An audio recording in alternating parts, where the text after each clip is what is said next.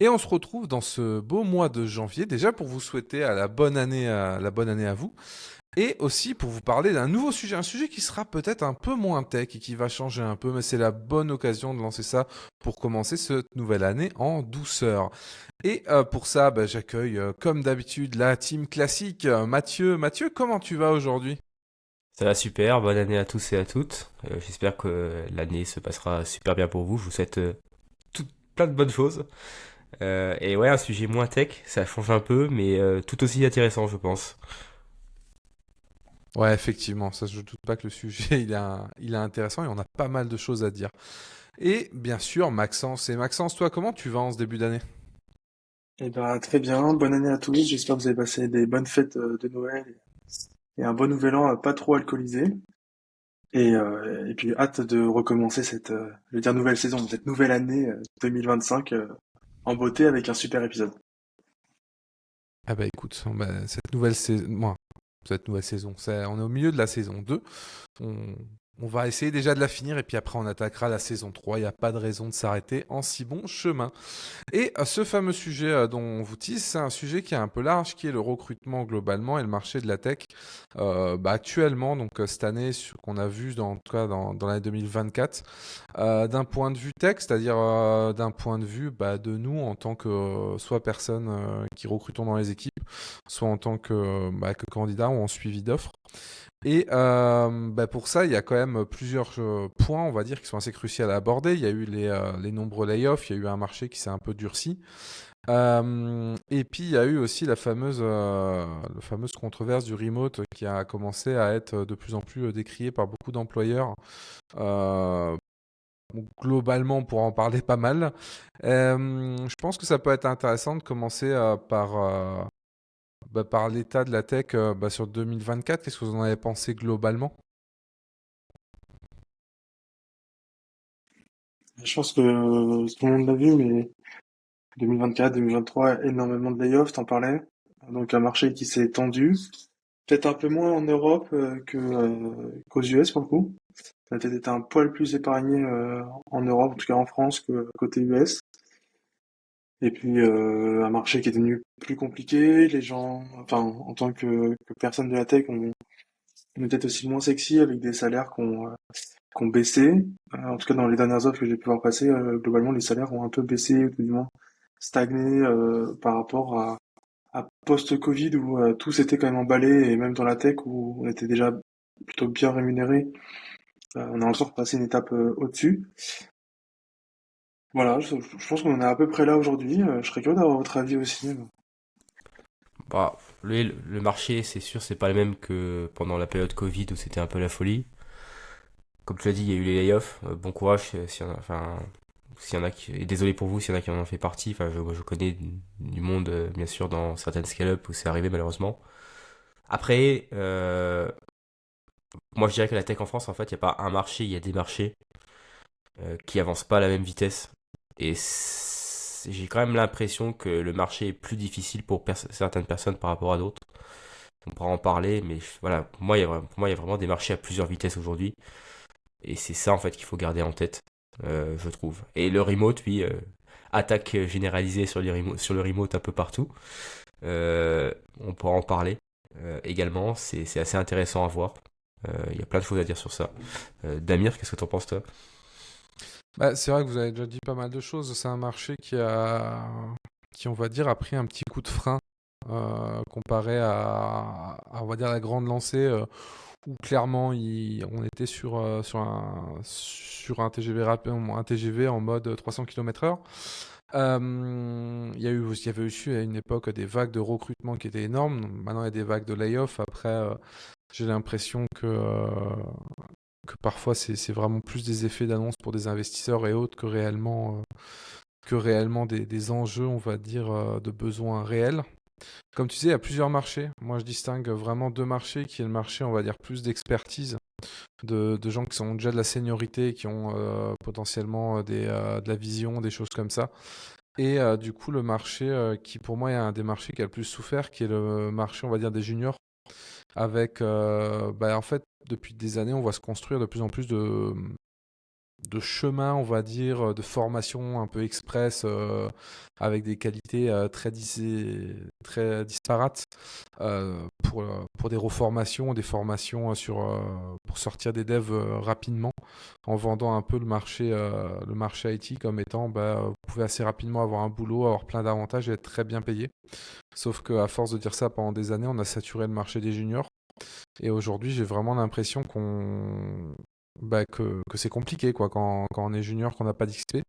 C'est compliqué d'obtenir les premières XP. Et pour le second marché, lui aussi, ouais, ça s'est calmé. Les salaires se calment un peu, augmentent moins, voire baissent légèrement. Après, si on scope un peu plus loin, moi, ce qui m'étonne toujours, c'est que quand j'ai commencé à travailler, il y a maintenant un peu longtemps, il y a quasiment 8 ou 9 ans, mon premier CDI, j'avais pas encore de master et j'étais à 39 de mémoire, 39,5 en fixe. Et je vois aujourd'hui les juniors, ils espèrent pas beaucoup plus, voire à peu près les mêmes sommes. Donc rapporté à l'inflation, il y a quand même on va dire ça baisse quand même quoi, par rapport à l'inflation. Alors, c'est vrai, mais par contre, les salaires, en fait, dans la tech, je trouve qu'ils ont, notamment en entrée, en fait, ça a un petit peu monté, bien sûr, peut-être depuis. Enfin, mais c'est vrai que même, moi, je suis entré à 30 000 à l'époque, hein. C'est comme quoi, en province. Donc ça a quand même un peu légèrement monté, mais ça a toujours été assez faible. Finalement, moi, je connais des gens qui étaient rentrés il y a 20 ans, au même montant que moi il y a 10 ans. J'ai l'impression que ça a toujours eu du mal à monter en réalité. Et on revient sur le plusieurs marchés, où le marché de la scale-up parisienne ne va pas du tout être le même marché que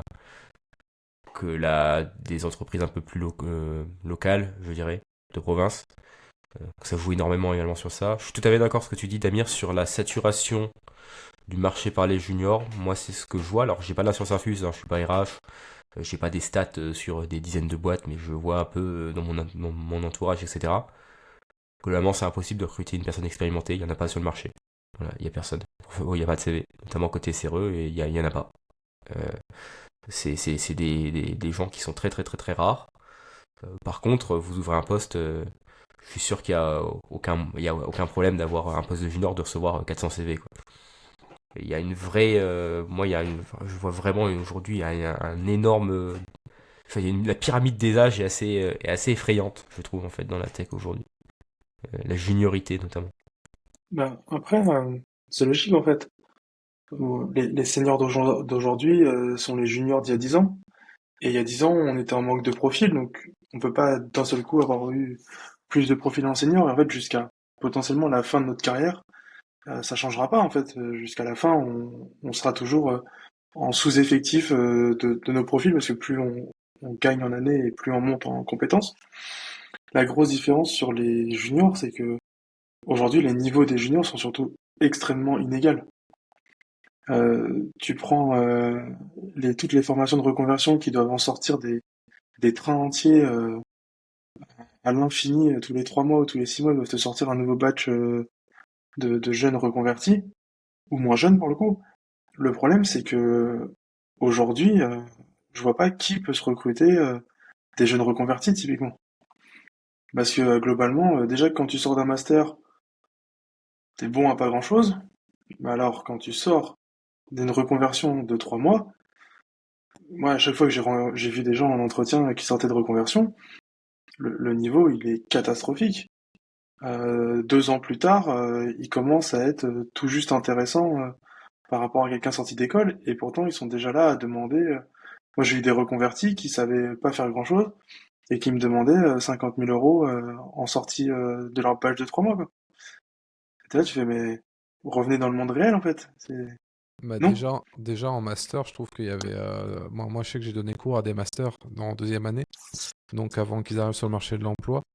Et je voyais déjà tellement de différences entre le top, on va dire, de la classe et le bas qui suivait, mais avec beaucoup plus de mal, notamment pour débugger. Moi, je sais que typiquement, quand je donnais des TP ou des choses comme ça, j'essayais de pas faire des copier-coller. Moi, je leur donnais des exercices où ils devaient changer des valeurs, où ils devaient comprendre que si je la change là, il faut que je la change là. Et ça, c'est très con, mais il y en avait plein, ça les bloquait. Et du coup, clairement, quand il y avait déjà des diffs comme ça dans une classe qui est censée avoir la même formation, j'imagine même pas euh, si tu le compares à des formations, on va dire, plus rapides et moins qualitatives, on va dire.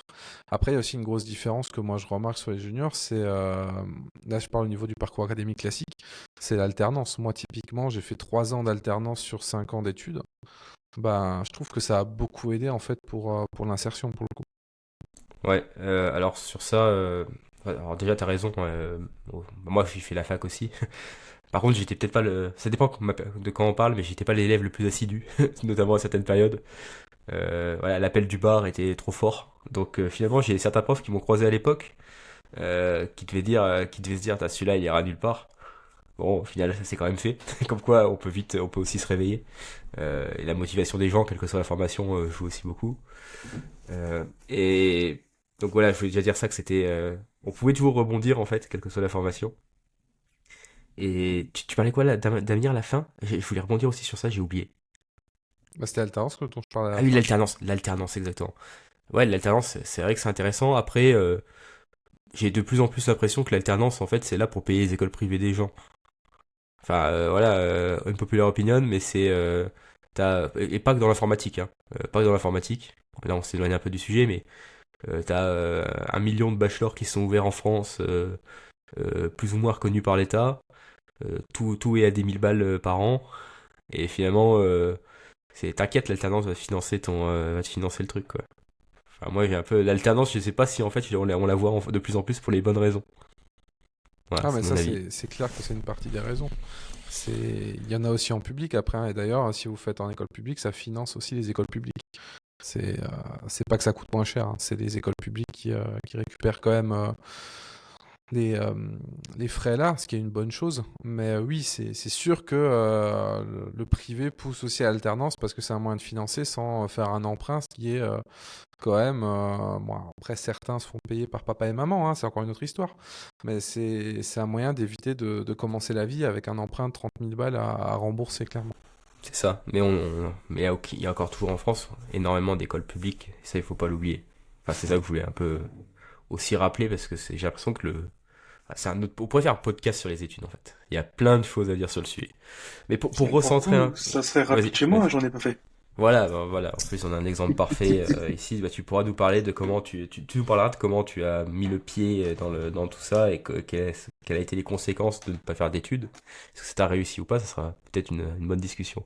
Mais pour recentrer sur le sujet, bon, là, on a parlé un peu de la différence, voilà, junior, senior, les clips sur le marché. Bon, après, c'est vrai qu'il faut les absorber, il faut les former, tous ces gens-là. Bon, ça se fait, mais bien sûr, on peut pas avoir des équipes trop déséquilibrées en termes de niveau. Euh, mais moi, je reste aussi sur ce que je disais avant, qu'il y a plusieurs marchés en fait, où j'ai pas l'impression que ça ralentit tant que ça dans mon marché à moi. Enfin, je reçois toujours des offres, je sais que je pourrais trouver globalement très facilement. En fait, le marché expert en fait est toujours assez dynamique, je trouve. Notamment côté infra, mais pas que. C'est et notamment, enfin voilà. Après, c'est pour ça que je dis qu'il y a des marchés à plusieurs vitesses en fait. J'ai vraiment ce sentiment-là, moi, aujourd'hui en France. C'est selon le profil, selon l'expérience, on peut toujours être changé de boîte en 24 heures, en réalité, ou pas. Je Alors, pense que si t'es sorti de l'enfer du junior, et que t'es resté et que tu commences à avoir un petit niveau, oui, c'est le cas. Tu retrouves moi j'ai toujours l'image t'es viré le vendredi, lundi t'as un nouveau taf. Tellement à un moment c'était l'Eldorado. Et comme je disais tout à l'heure, pour moi, nos profils seront un peu toujours dans ce cas-là parce que on a eu la chance de commencer au moment où on était dans le creux de la vague et donc on sera toujours dans le creux de la vague et tant mieux pour nous. Après, pour moi, il y a aussi un autre truc qui joue et qui va nous impacter de plus en plus, c'est aussi l'IA. On peut la critiquer sur beaucoup de choses. Aujourd'hui, elle est loin d'être parfaite et elle est très loin de ce qu'on nous vend d'une intelligence globale ou je ne sais quoi. Ça n'empêche que même pour du code, aujourd'hui, elle devient de mieux en mieux. En tout cas, elle complète énormément un humain. Euh, et moi, je pense on va vraiment arriver dans un modèle où, globalement, en fait, on va avoir besoin de moins de personnes à la tech. Je pense qu'on revient aussi à une étape où les entreprises se disaient, bah, pour qu'un projet aille plus vite, il suffit de racker plus de devs. Comme on rack des serveurs, on rack juste plus de devs. et les sujets avancent plus vite. Et globalement, on se rend compte que plus tu mets d'humains sur un sujet ou même sur plein de sujets différents et ça avance pas plus vite, ça crée juste plus de problèmes. Et donc pour le coup, est-ce que avoir une petite équipe de 10 seniors qui rock, qui sont hyper motivés et qui sont entre guillemets améliorés et optimisés par de l'IA pour les rendre encore plus productifs et enlever toutes les tâches ingrates, en fait, c'est pas mieux qu'avoir une équipe de 100 ou 150 devs qui vont se disputer pour savoir si le bouton il doit être bleu, rouge ou violet, tu vois. Après ça, on pourra en parler. Je sais pas si on en fera un épisode spécial sur l'IA, parce que c'est un vrai sujet aussi, hein. Je pense justement que l'IA, ça impacte plus le marché des devs juniors. Si on n'avait pas parlé là-dessus, mais pour moi, ça a plus piqué, on va dire, des parties aux devs juniors. Les devs seniors, au mieux, ça va les améliorer. Après la vraie question, et ça, personne ne le sait, hein, c'est à quel point l'IA va continuer de s'améliorer. Pour le coup, pendant des décennies, l'IA, ça existait, le machine learning, ça existait. Ça a évolué, mais pas si vite que ça. Et puis là, il y a eu une explosion où ça évolue très vite parce qu'il y a beaucoup d'investissements, etc. Mais on ne sait pas à partir de quel moment il y aura un plafond de verre ou à partir de quel moment ça va restagner pendant un certain temps. Donc pour le coup, j'arrive pas à avoir de vision du futur dans laquelle bon, pour moi, c'est un brouillard de guerre comme dans un jeu vidéo, quoi. Peut-être il se passera des trucs, mais on n'en sait rien. Après, ce que tu dis avec des seniors, ça a toujours, pour moi, ça a toujours existé. C'était un peu moins courant, mais en général, si une boîte elle avait les moyens, elle devait avancer sur un projet, elle prenait que des seniors. Mais ça avait un coût aussi, puis ça a des problèmes humains. Moi, j'ai vu ça 2, 3 fois et souvent tu as des problèmes d'ego, hein, ou des problèmes comme ça qu'il faut aussi gérer quand tu as une team avec que des seniors. Et c'est pas toujours simple pour le coup. Ouais, après, faut aussi donner sa chance aux juniors dans le sens où nous a formés, donc c'est aussi normal de reprendre quelques juniors dans les équipes seniors pour. Ça fait partie du job aussi, je trouve, de former des juniors quelque part. Sur l'IA, moi, franchement, j'ai aucun stress, hein. Enfin, je sais pas pour vous, mais moi, si la partie écrire du code, c'est la partie facile du métier en fait. C'est pas la partie où écrire, faire de l'infra, as code, etc. Donc oui, des assistants IA, oui, mais je me vois pas me faire remplacer ou même mes collègues directs pour l'instant. Mais enfin voilà. Bon, moi, l'IA me Juste, fait pas ouais, vas-y. spécialement peur non plus pour l'instant. J'essaie de l'utiliser. Après, je fais partie des gens chiants qui essaient aussi de faire gaffe avant d'utiliser en entreprise, de vérifier le scope que ça va avoir dans l'IDE, etc. Légalement, ce que ça entraîne, parce que c'est un peu des questions qu'on se pose pas forcément. Mais ça, c'est encore une autre histoire. Enfin, pour moi, l'IA, aujourd'hui, elle est peut-être limitée, mais si tu sais l'utiliser déjà et que tu as compris comment elle marchait, en fait, ça va juste t'accélérer plus tard. Et le plus tard, il peut arriver à peu près n'importe quand. Et c'est comme ceux qui n'ont pas pris le train de Docker il y a 10 ans, tu vois. Bah aujourd'hui, ils sont réfractaires à tout et ils se font bouffer par les petits jeunes qui arrivent et qui ont le couteau entre les dents et qui connaissent bien mieux qu'eux ce qui se fait aujourd'hui, tu vois. Et donc pour moi, il faut suivre les tendances. Tu peux être réfractaire à certaines choses, etc., mais il faut au moins comprendre suffisamment et savoir comment ça marche suffisamment pour pouvoir l'utiliser si tu en as besoin. Et il y a pas mal de tâches aujourd'hui où juste tu sais de l'IA, genre par exemple écrire de la documentation sur un code que je suis en train de faire ou quoi. Bah c'est bon, ça fait 1 an que j'ai pas écrit une seule ligne de documentation, pourtant tout ce que je fais c'est documenter. Et c'est juste parce que j'ai mon petit pote à côté qui le fait pour moi, tu vois. Et ça a une valeur de fou. Ouais, non, mais je suis d'accord. C'est pas mettre Mais il sinon, y a de la valeur, mais je rejoins ton point, Mathieu. Je pense que les juniors, c'est ceux qui vont en pâtir le plus de l'arrivée de l'IA. Parce que tu vas arriver à un moment, je pense, où tu vas te poser la question entre est-ce que tu investis mes 3000 balles par mois, salaire chargé pour recruter un junior, ou est-ce que je paye une IA à 20 balles et j'améliore un ou plusieurs de mes seniors pour leur faire gagner 10% de productivité, et au final, tu te rends compte que bah, le ROI est meilleur à rajouter 10% de productivité sur ton senior plutôt que de rajouter les juniors. Et après aussi, je pense que le problème des juniors et de toutes les formations accélérées et de tout ce qu'on a entendu sur l'informatique, sur le fait qu'il y a des gros salaires, machin, etc., c'est qu'on a attiré les gens pour des mauvaises raisons. moi, j'en vois de plus en plus qui sont attirés juste par le côté purement financier. Et le problème, c'est que ça se ressent quand tu arrives à un certain niveau d'expertise, à un certain niveau de tout ça. Tu vois la différence entre quelqu'un qui est là pour l'argent et quelqu'un qui est là parce qu'il est passionné par tout ce qu'il fait.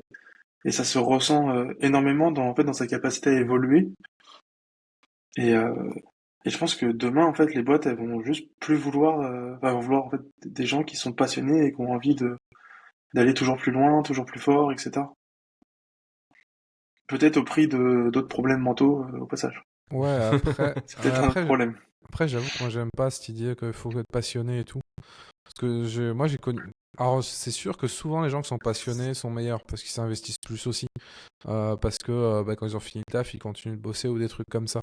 Et ça, on va pas se mentir, c'est sûr que ça donne un avantage. Est-ce que c'est loyal ou pas c'est compliqué. Après, j'ai connu des gens aussi qui étaient. Moi, je pense que si jamais il n'y avait pas de salaire, il n'y a pas de question, il y avait un salaire global, on est tous la même chose. Je ferais sûrement des bricolages, des trucs comme ça, mais je ferais beaucoup moins de tech et j'en ferai, mais sur des trucs qui me font vraiment kiffer. Moi, j'ai toujours distingué les deux. Mais je suis quelqu'un de curieux et ça m'intéresse quand même, ce domaine-là. Donc, je vais chercher quand même. Je vais quand même plus loin que le truc de base. Et je pense que des gens comme ça, il y en a quand même pas mal. Après, je te rejoins aussi sur certaines personnes, et ça rejoint ce qu'on disait tout à l'heure, qui pensent que la tech, c'est de l'argent facile. Faut dire à ce qu'apraprès, aujourd'hui, ça va être mon côté vieux con. À force de voir des étalages de richesse de personnes en permanence sur les réseaux sociaux, les gens pensent que c'est 50 000 balles par an, c'est on va dire le SMIC pour eux. Je sais pas, c'est aussi peut-être un effet qui est générationnel. Puis il y a aussi toutes les écoles privées dont c'était tout à l'heure, hein, et ça j'en ai déjà entendu. J'ai même entendu une école qui avait dit ça devant moi, j'étais en mode bah non, qui disait oh, quand vous sortez 50-55 c'est quand même relativement la base en salaire. J'étais en mode bah non en fait, enfin, peut-être pour les 2% de la classe qui sont les meilleurs et encore. Mais pour le coup oui là-dessus je suis d'accord. Je rebondis juste sur un truc sur l'IA avant d'oublier, qui moi est un truc que je trouve on n'en parle pas mais qui aura un effet aussi, c'est que je trouve que l'IA c'est super dur quand t'es junior, dans le sens où moi j'ai eu le cas typiquement, bah moi depuis quelques mois j'essaie de me remettre, même si j'ai très peu de temps dispo, au dev avec du Go, en mettant un Golang du coup. Donc je fais deux trois petits trucs à côté et tout, et c'est une horreur quand t'as l'IA, parce que des fois t'es tenté de dire à l'IA de le faire, et tu te dis bah je vais le dire à l'IA et comme ça ça sera fait, ou je vais donner mon code et tout. Et bah, putain, c'est dur des fois de se dire non, mais là, il faut que je galère à chercher pour apprendre et comprendre vraiment le fond de mon problème. Moi, je sais que typiquement, quand j'apprends, j'en ai besoin des fois de me casser la gueule pendant une demi-heure sur une connerie. Et ça, je sais pas comment vont le gérer les étudiants, mais ça risque d'être aussi compliqué pour eux d'arriver dans un marché où les trois quarts des gens vont leur dire en études ou autre, bah t'installes Cursor ou whatever et tu verras, tu tapes et il va se générer plein de code. Et, et ouais, ce côté-là m'inquiète un peu plus dans l'étude au final et l'apprentissage des nouveaux. Bon, c'est un problème qu'on a eu aussi avec le cloud, hein, c'est les fameux. Est-ce que le cloud dans l'apprentissage va pas un peu casser tout parce que les étudiants vont plus savoir installer une base de données ou comment optimiser la base pour comprendre ce qu'il y a derrière. Ils vont juste faire je crée un RDS. C'était une vraie question qui se pose aussi. Mais voilà, pour le coup, ça c'est un truc on va dire qu'il m'inquiète un peu, mais il y aura peut-être moyen qu'on fasse un épisode sur l'IA, je pense, l'année prochaine. Ouais, Ouais. ouais, parce que là, on va partir en HS sinon. Ouais. Après, pour le coup, on revient sur le recrutement, sur tout ça, mais typiquement, c'est un problème qu'on a tous eu, je pense, tu disais quand le cloud est arrivé, quand l'IA est arrivée, etc. C'est que on est dans des métiers où, pour moi, il n'y a pas de raccourci. C'est-à-dire que c'est pas parce que tu as fait telle étude, telle école, etc., que tu allé plus vite qu'un autre, en fait. Ce qui fait que tu vas aller plus vite qu'un autre, c'est à quel point tu es capable d'engranger et de retenir des choses, et de te prendre des murs, de te manger des murs, et de te relever, et de recommencer, de te manger des murs, de recommencer. Et c'est ça qui va faire que tu vas apprendre, et que tu vas devenir meilleur, en fait. Et ton envie, etc. C'est tout ça pour moi qui fait que tu seras meilleur dans l'informatique, et qui fait que tu peux monter en poste, etc., etc., etc. Et ça, c'est un truc qu'on t'apprend pas. En tout cas, j'ai jamais vu personne nous apprendre ça. Après, j'ai pas fait d'études. C'est pour ça que je l'ai pas appris non plus. Et pour le coup, j'ai vraiment l'impression que c'est ce côté-là qu'on perd chez les jeunes. où ils veulent tout facile tout de suite, et que en effet, c'est ce qui va leur poser problème dans le futur, parce que bah, ça marche pas. Et, si, enfin, pourquoi payer quelqu'un 50 000 balles pour taper sur curseur sans savoir, sans comprendre ce qu'il fait, alors que tu peux prendre n'importe qui d'autre, le payer à la moitié et il fera la même chose, tu vois. Donc en fait, si on veut garder, on va dire nos privilèges qu'on a aujourd'hui dans l'informatique, parce qu'on est quand même sacrément privilégié par rapport à beaucoup d'autres, il faut aussi qu'on revienne à comprendre certains basiques. Et quand tu vois qu'aujourd'hui, pas mal de devs, même certains seniors, ne savent pas ce que c'est qu'un verbe HTTP, là tu fais, bon, eh ben, il y a du petit travail. Et tester en entretien, demander aux gens qu'est-ce que c'est qu'un verbe HTTP, et vous seriez vraiment attristé de voir à quel point il y en a beaucoup qui savent pas répondre en fait, qui savent pas ce que c'est. Et après quand tu leur donnes, tu dis bah get, post, put, etc. Ils font ah oui mais ça je connais mais je savais pas que c'était des verbes HTTP. Ah ouais mais si en fait. Et puis après tu leur dis c'est quoi la différence entre post et put et alors là tu les as encore un Voilà. peu plus perdus quoi. Voir, c'est. Oula, une question comme ça, post-écoute, ça peut être l'inverse. Parce que là, il y a des débats qui font rage depuis 20 ans sur.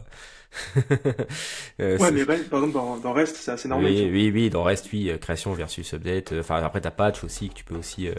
Il y a toutes Bah sortes de choses partial à dire. update versus full Ouais, update, voilà, c'est ça, voilà. Mais, bah quand même. et d'ailleurs, on peut rebondir peut-être là-dessus. Là, tu parlais de questions techniques. Qu'est-ce que vous aimez, vous, comme test de recrutement au final?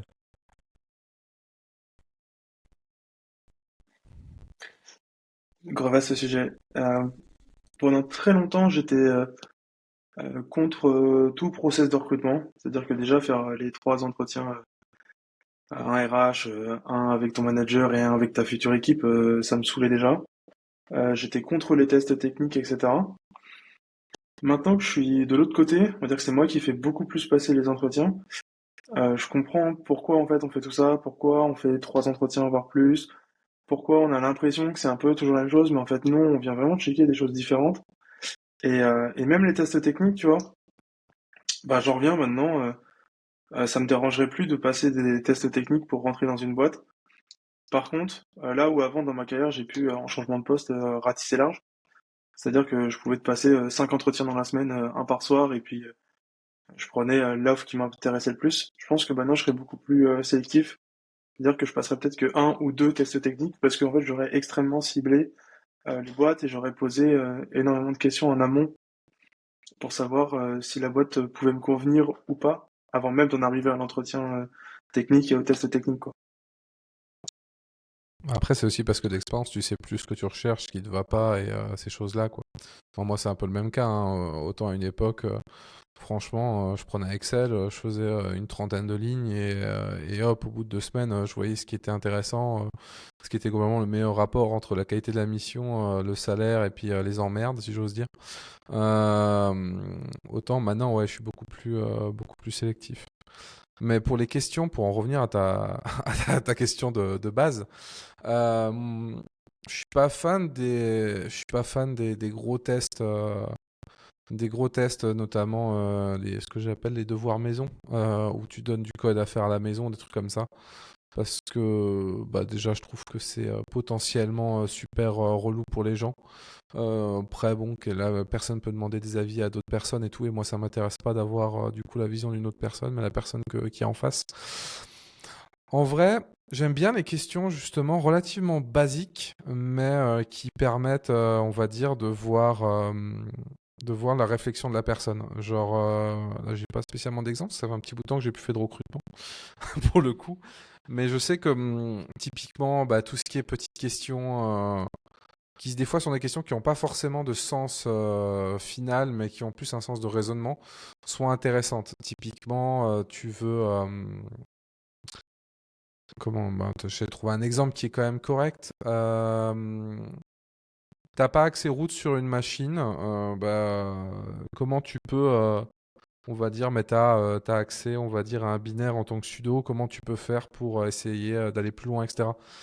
Ça peut paraître con, mais c'est des trucs, tu vois, typiquement niveau système où tu vois si la personne elle a des pistes ou pas, ça peut être mauvais, mais l'intérêt c'est de voir si elle sait un peu comment ça marche derrière. Et c'est un peu plus ludique que juste poser des questions full théoriques en mode est-ce que tel truc fonctionne dans le cas de là. Moi, j'aime bien ce genre de petites questions, hein. J'avais pas de bon exemple parce que j'y ai pas réfléchi, donc c'était une très bonne idée. Parce que normalement, les entretiens techniques, ça se prépare des deux côtés. Moi, surtout du côté du recrutement, moi, ce côté recruteur, hein. Le côté recrutement un peu moins. Et toi, du coup, Mathieu? Alors, alors moi déjà, souvent on critique beaucoup le nombre d'interviews dans les recrutements, comme Maxence disait 3, des fois ça peut être 4, voire 5. C'est pas forcément quelque chose qui me dérange parce que moi aussi j'ai tendance aujourd'hui à plutôt cibler des boîtes et j'aime bien discuter pour voir si ça va me convenir à moi. En fait, j'aime bien faire une discussion avec le RH d'une demi-heure, une discussion avec mon futur lead d'une demi-heure, une discussion d'une demi-heure avec l'équipe, un petit test technique. Parce que je veux voir si ça va me plaire en fait, donc ça me dérange pas du tout de ce genre de process. Sur le test technique en lui-même, moi j'adore les questions ouvertes, type système design, et c'est ce que je pense marche le mieux, et ce qu'on demande nous d'ailleurs. Ça pourrait être par exemple, euh, voilà, c'est des choses, c'est des questions en deux lignes, du type, vous avez un système avec, mettons, je sais pas, un message bus, une base de données, quelques services, c'est lent. Voilà, c'est lent. Non, non pas, comment vous le monitorez? Voilà, ou si vous avez une lenteur, comment vous regardez? Où est-ce que vous allez regarder? Ou vraiment des choses comme ça, où j'ai une petite infra à faire. Voilà, comment vous répondiez? Vous devez répondre à une problématique en fait. Juste, mais vraiment une problématique simple et avec assez peu de détails parce que les gens comme ça doivent poser des hypothèses, se dire ah on est dans quel cas là, qu'est-ce qu'on veut?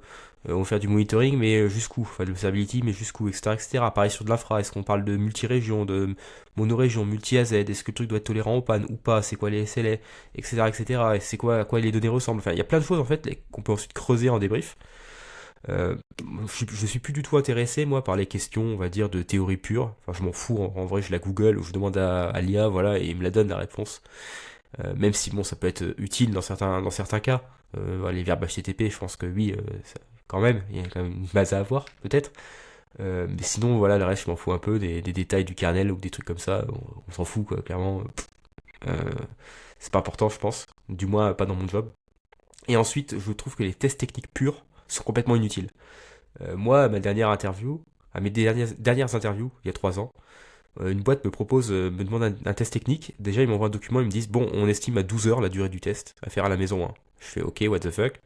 Et le test, c'était, alors il faut bootstrap un cluster Kubernetes, mais from scratch en plus, je crois, ou je sais plus, enfin, c'était quoi l'histoire. Déployer dessus Postgre, sans opérateur, donc à la main, en mode master slave, donc voilà, avec un réplica à chaud et tout. Et ensuite écrire une app Python. J'ai jamais fait Python, hein, je ne code pas en Python. Écrire une API en Python qui fait des trucs avec la base web. En fait, c'était un projet, mais j'ai dit, bah, je fais pas ça, non. En fait, j'ai refusé le test.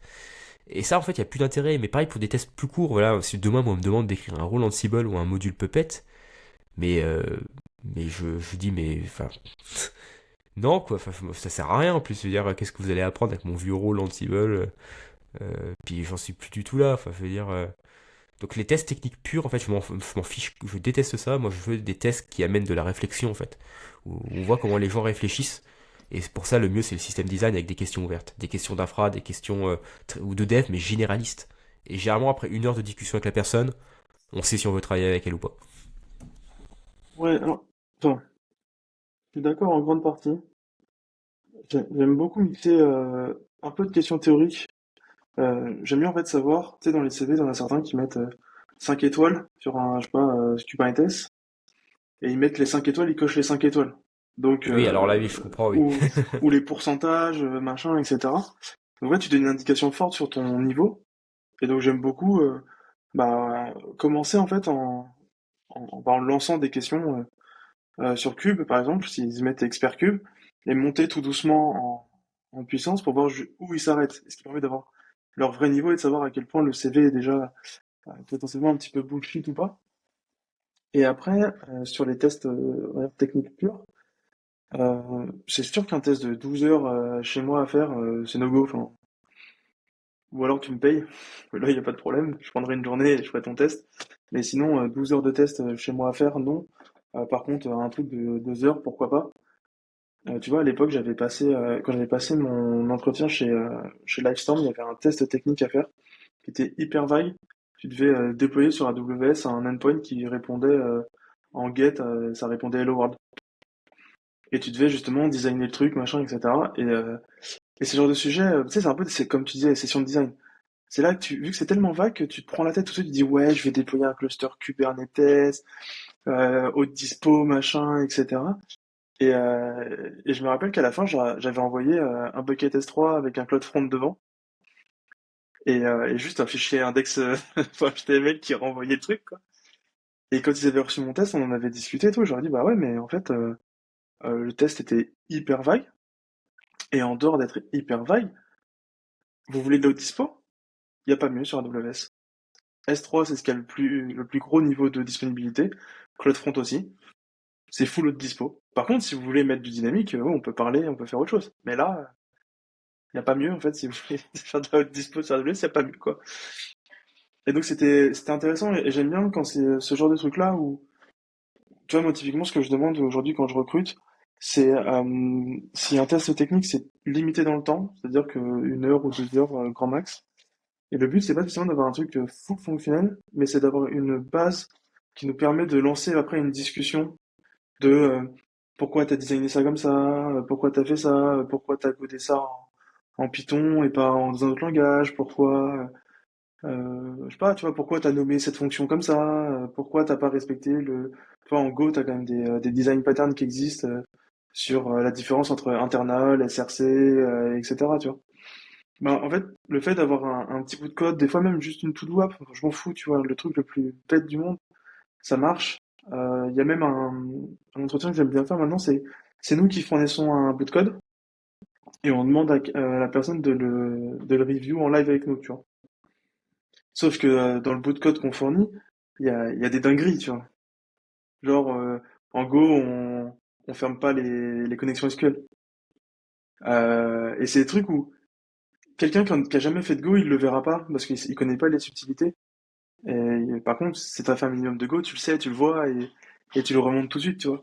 Il y a des fonctions, elles sont écrites en français. Tout le code est en anglais, il y a des fonctions écrites en français, tu vois. On a des tests, il y a return true, quoi. Enfin, il y a des trucs comme ça, il y a plus ou moins gros, mais justement pour permettre de voir si les gens tilt et un peu essayer de jauger leur niveau, pas que sur de la parole, parce que sur de la parole, je suis déjà tombé sur des gens qui sont extrêmement bons en fait en blabla, qui sont extrêmement bons pour se vendre, un peu comme les Américains. Les Américains, typiquement, sont très forts pour se vendre, etc. Mais maintenant, au moment où il faut délivrer, il y a plus grand monde, quoi.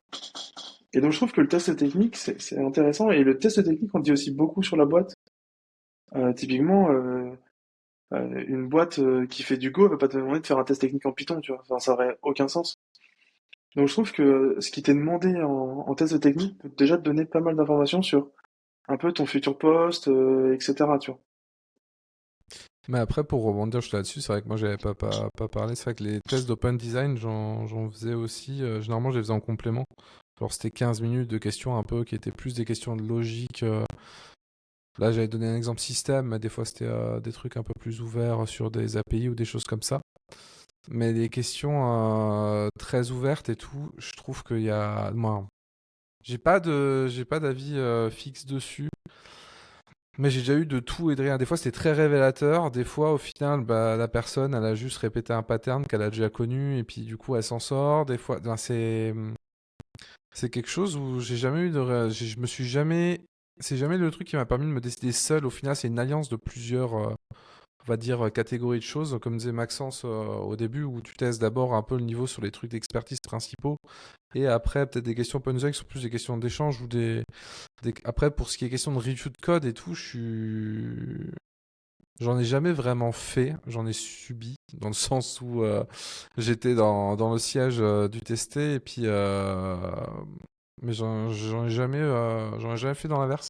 Les reviews, ça peut être effectivement intéressant, les reviews de code, surtout que c'est quelque chose qu'on n'apprend pas spécialement à faire pour le coup. Par défaut, donc c'est quelque chose qui vient surtout avec le temps, on va dire, avec la maturité, donc ça peut être très révélateur sur certains points, je pense. Ouais, alors je me méfie quand même des tests où il y a du code. Pourquoi? Parce que même si moi aujourd'hui je fais beaucoup de Go, si j'aurais aucun problème à recruter un développeur Java.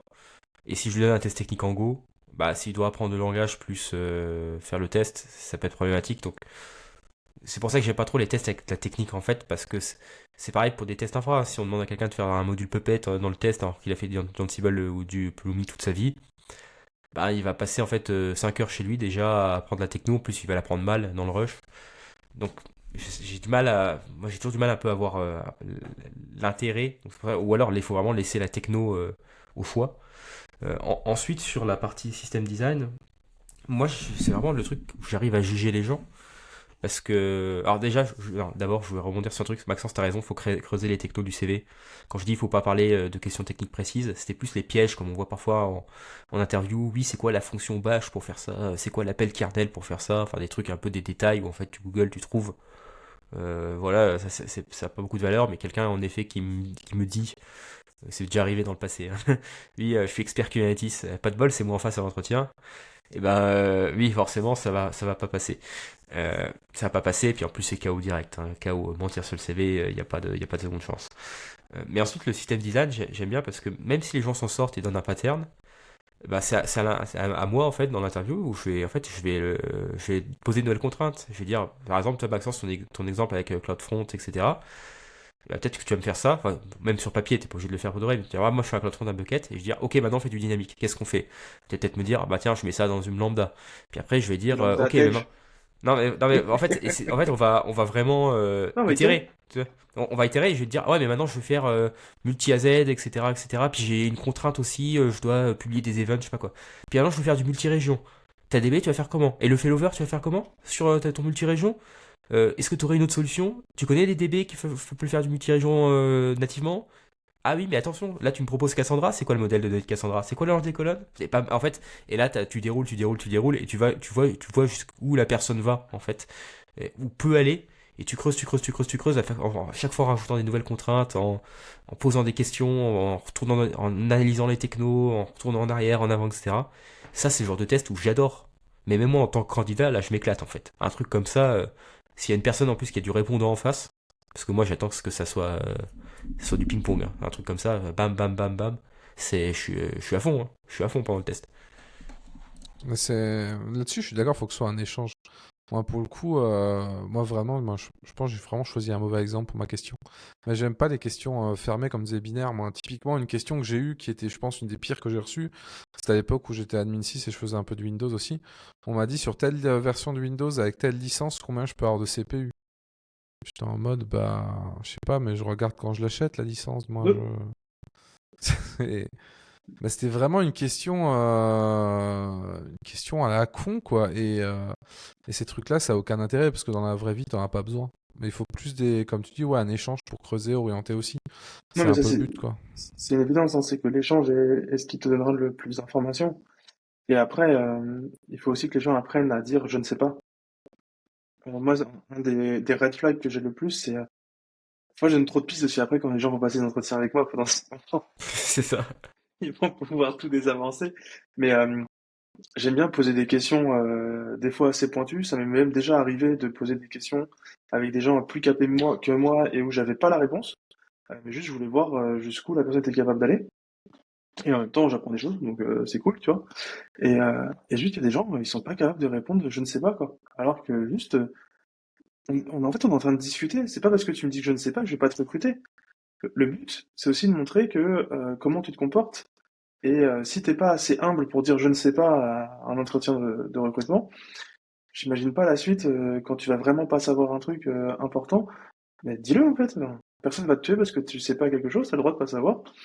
Par contre, quelle est ta mécanique après, tu vois? Tu me dis je sais pas, d'accord, mais bah comment tu fais pour savoir? Qu'est-ce que tu ferais euh, pour compléter ces infos que t'as pas, quoi? Et là, bah toutes les réponses sont entendables, tu vois? Ouais, je suis tout à fait d'accord pour le coup.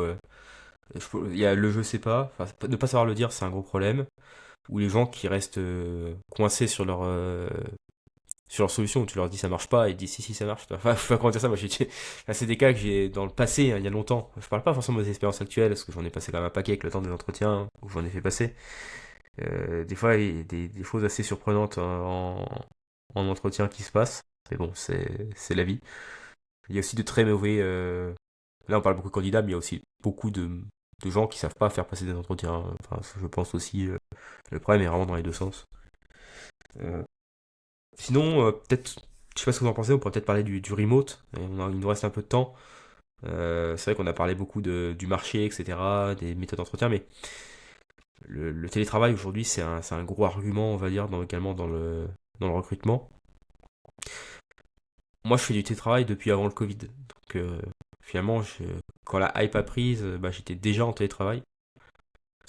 Télétravail complet, hein, je veux dire. Aujourd'hui, on voit qu'il y a un retour au bureau. Je sais pas ce que vous en pensez. Je pense qu'on le voit tous. Vous me confirmez, je pense. Ouais, et bah, on voit les news passer, hein. Bon, moi, je l'ai pas subi pour le coup, parce que nous, on est quasiment tous en full remote dans ma boîte, donc il n'y a pas de raison. Mais on le voit bien que beaucoup de boîtes font revenir les gens un peu de force, ce qui pose plein de contraintes. Moi, j'ai aussi une impression, hein, c'est que c'est une sorte de manière de layoff dans l'autre sens, quoi. C'est de se dire, on va interdire le remote, comme ça, les gens qui sont habitués au remote, qui ont adapté leur rythme de vie, qui ont potentiellement acheté de l'immobilier, etc., vont partir, en fait, pour pas avoir potentiellement à les virer, à payer des indemnités, des choses comme ça. Moi, je sais que la vague qu'on a eue, parce que c'est pareil, moi j'avais fait un peu, j'étais pas full remote, mais j'avais fait un peu de remote au début de ma carrière et j'aimais plutôt bien. Puis avec le Covid, j'ai fait du remote forcé, mais c'était vraiment. Le remote Covid était un remote très différent dans le sens où on pouvait pas sortir à midi pour aller manger dehors, on pouvait pas voir des gens le soir. C'était pas un remote agréable, on va dire. Et comme beaucoup de gens étaient forcés, c'était quand même une ambiance, je trouve, très différente. Et j'ai un peu de mal avec les gens qui font l'amalgame entre les deux, personnellement. Mais en tout cas, tout ça pour dire que ouais, je pense que c'était assez prévisible que la période de grâce allait un peu se réduire. Je pense que l'avenir va être plus sur de l'hybride par défaut que du full remote, parce que le full remote, ça demande, ça demande quand même à savoir le faire, hein. Il y a des boîtes qui ne savent pas faire du full remote, faut pas se mentir. Il y a des boîtes qui ne savent pas communiquer en full remote et tu te retrouves très vite, si t'es en full remote, j'ai déjà vu aussi, où tout le monde est en pression et dit non, mais on n'est pas opposé au full remote, ils prennent quelqu'un en full remote. Bah, ça se passe mal. Pourquoi? Parce que la boîte, au final, elle se disait le full remote, c'est juste la personne, elle est à distance, c'est pas grave. Mais tu te rends compte que 90% de la com est passée par des choses informelles à l'oral ou des trucs comme ça. Et qu'au final, la personne, elle s'isole, elle est isolée, même si elle fait des efforts. Et donc, c'est emmerdant. Mais moi, j'ai entre guillemets pensé dès le début que c'était quelque chose qui allait continuer. Il y aura toujours une partie de postes en full remote parce que ça a plein d'avantages. Mais on n'atteindra pas avant très longtemps, je pense, le pic qu'on a eu. Moi, c'est d'ailleurs pour ça que quand j'ai choisi de déménager avec ma femme, on est resté quand même dans un endroit qui nous permet d'aller quotidiennement à Paris sans y passer toute notre vie, quoi. Alors, je pense que t'as raison sur le fait que il y a une petite baisse aujourd'hui sur le remote. Je pense aussi que l'arrêt du remote s'est fait pour pour des mauvaises raisons. Clairement, les gens parlent entre eux, donc je sais pas s'il y a ça m'étonnerait qu'il y ait des dirigeants de start-up ou autres qui écoutent ce podcast, on sait jamais. Mais globalement, votre réputation en prendra un coup hein, quand vous faites des coups comme ça. Euh, mais Mais donc, ouais, je pense que le remote, tout le monde était bien content pour le Covid parce que ça a sauvé pas mal de boîtes. Maintenant, il y a un petit retour en arrière pour plein de raisons. Oui, ça peut être le layoff, ça peut être. Oui, bah moi j'ai entendu que Elon Musk a dit que le remote c'était pas bien, donc. Non, mais c'est vraiment ça en réalité. Hein, il faut pas croire. Il y a des C-level, il faut pas grand-chose pour les convaincre. Il y a un peu des effets de mode aussi comme ça. Euh, Au niveau productivité, je pense qu'il n'y a pas vraiment. Enfin, si, là, on s'éloigne un peu du sujet du recrutement, mais en réalité, niveau productivité. Je vois assez peu de différence entre le remote et le présentiel. Je dirais même qu'en présentiel, en fait, dans une grande boîte, on fait de facto du remote parce que les gens ne sont plus dans le même bâtiment, dans le même étage et dans les mêmes pays. Enfin, c'est très distribué hein, en groupe.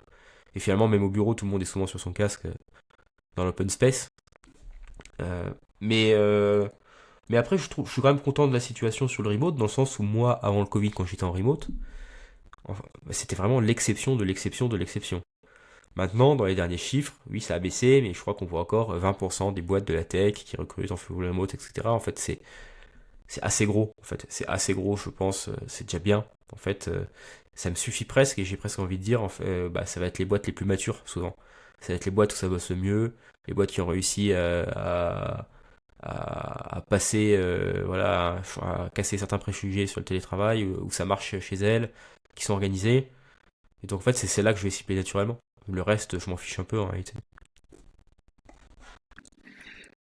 Je pense que c'est subtil en fait, pourquoi certaines boîtes arrêtent le remote, etc. Si on prend les Américains, parce qu'il y en a, enfin ceux qui ont fait les plus grosses annonces, c'est les deux. C'est les Américains en fait, faut pas chercher des logiques plus que ça. Il y a certainement aussi, comme vous disiez, une volonté de lay-off une partie. C'est comme quand il y a encore quelques années, certaines boîtes, elles étaient, leur siège social était dans l'est parisien, et puis hop, changement de locaux, le nouveau siège social est dans l'ouest parisien. Bah, c'est bizarre, hein. Et 2 ans plus tard, ils ont perdu 30% des gens. Bah oui, forcément en fait, et c'est une technique qui est connue, tu changes des règles comme ça établies, etc. C'est connu que c'est pour que les gens partent et te dégraisser sans avoir à payer des indemnités, etc. Et, entre guillemets, c'est un peu le jeu, c'est comme ça, tu vois.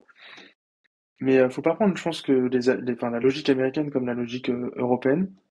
Après, j'entends aussi des gens dire ouais, en fait, je trouve que le remote, on n'a toujours pas réglé les problèmes de base qui sont ouais, mais est-ce que les gens travaillent vraiment? Est-ce que machin? Est-ce que il y a toujours c'est des gens qui ont des doutes, alors souvent des managers qui ont des doutes sur est-ce que les gens bossent vraiment? Est-ce que machin, etc. J'ai envie de te dire, moi j'ai connu une boîte où il y avait des gens qui étaient en physique. Je peux jurer sur ce que vous voulez, hein, ils bossaient pas, hein. Ils passaient Ah, je leurs peux dire vidéos ça. sur YouTube, Twitch, etc.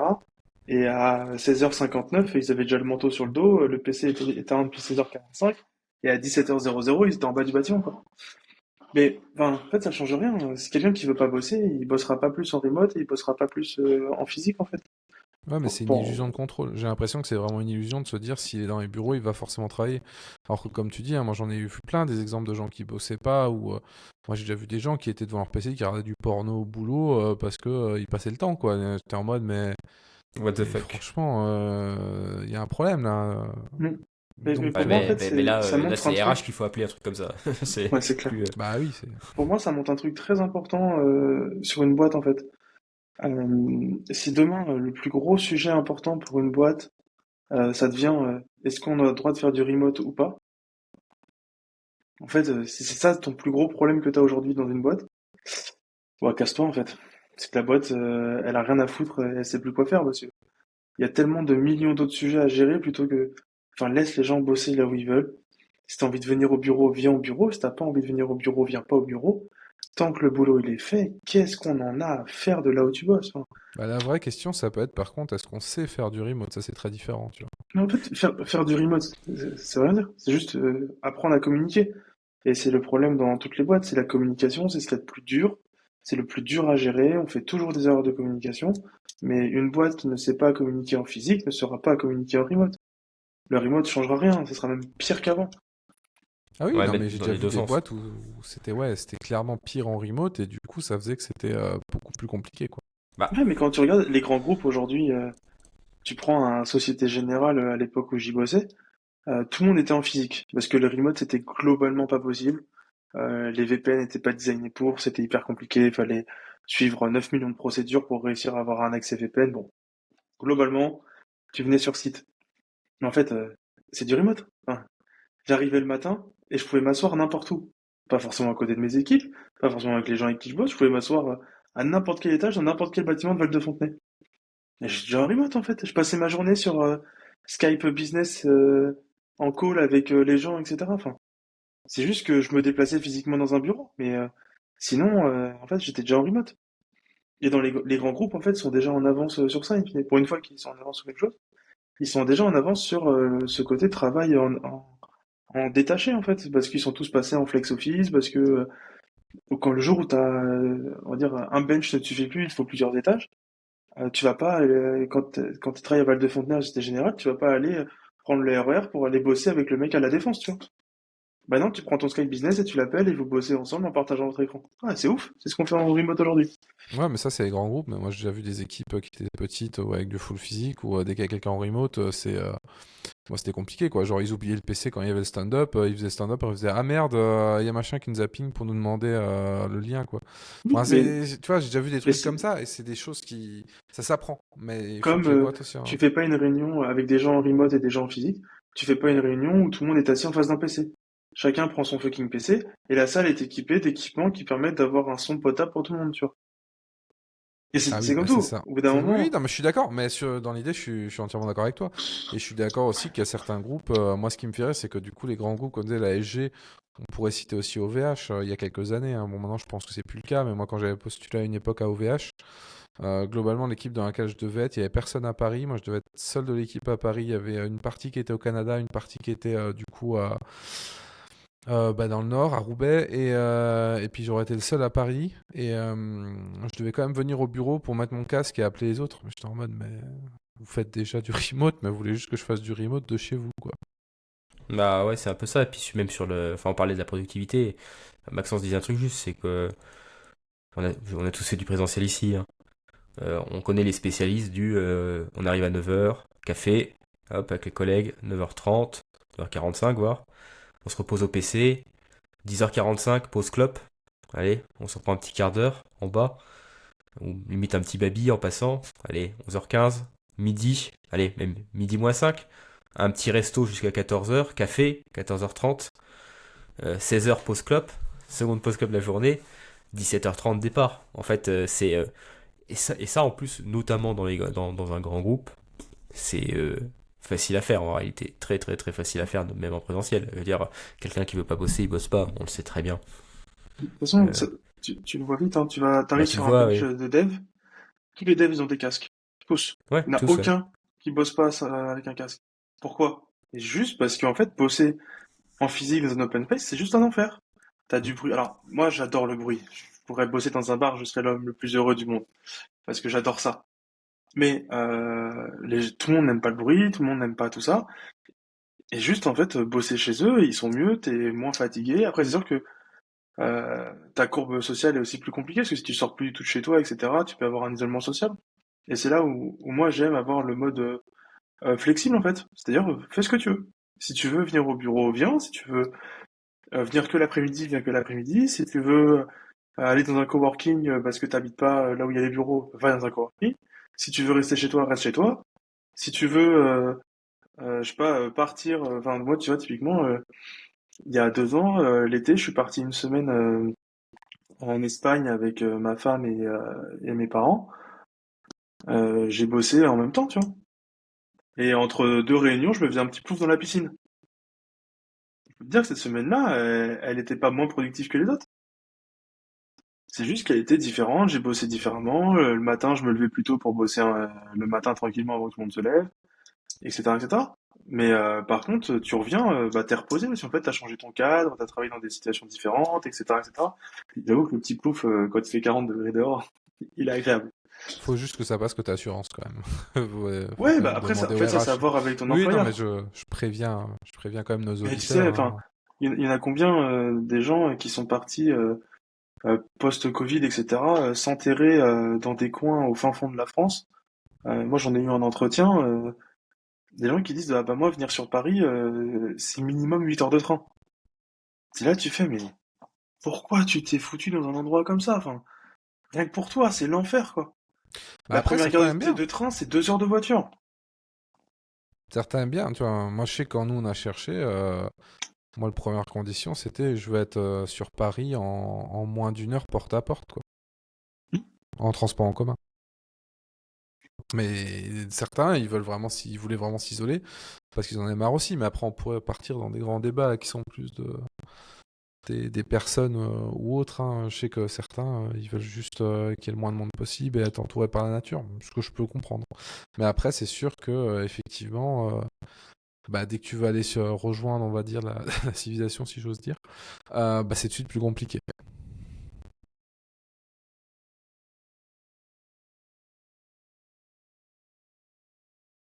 Je pense qu'on a quand même fait pas mal le tour du sujet. On a abordé pas mal de points au final.